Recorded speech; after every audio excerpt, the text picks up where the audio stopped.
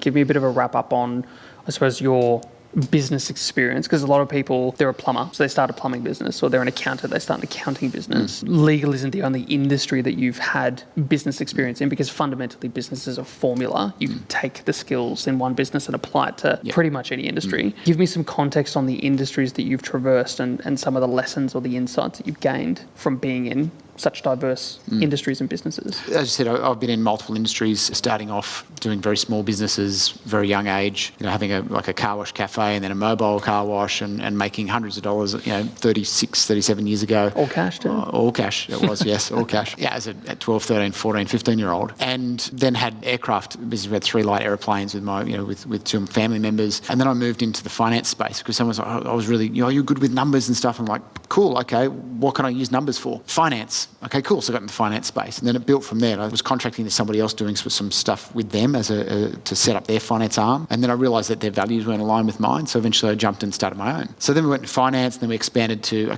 property and finance, they kind of go together. People buy properties, they need finance. And we're like, well, actually, a guy that I know wants to kind of join us, so let's bring his legal practice in that does conveyancing and property law. So that related, and we kind of then got that, and then we got insurances, and we got that legal practice expanded to business succession and estate planning, got bigger and more complicated. And it became the beast. And it became part of the beast, right, where it had 10 different trading entities at the same time, spread so thin, couldn't do anything well. Like if you ever tried to do 10 things at the same time, you're not going to do them very well, right? So if you're trying to play 10 sports, you're never going to be a professional at any of them. It was the same thing in business. From that, it was like the lessons that happened, they'd happen very, very quickly though, because I was exposed to so many different industries. There are commonalities across all of them. The only difference is the widget they sell. Whether it's a service or a product, it doesn't matter, but team culture is the same. Financials are the same. The market is the same. Effectively, you have people, you need to convince them that this is a great opportunity for them and they need to buy from you. All that was the same. The only difference was the matter expert. So I could run those businesses without being a matter expert, because being a business owner, you don't have to be the matter expert. You go back to that thing they talk about with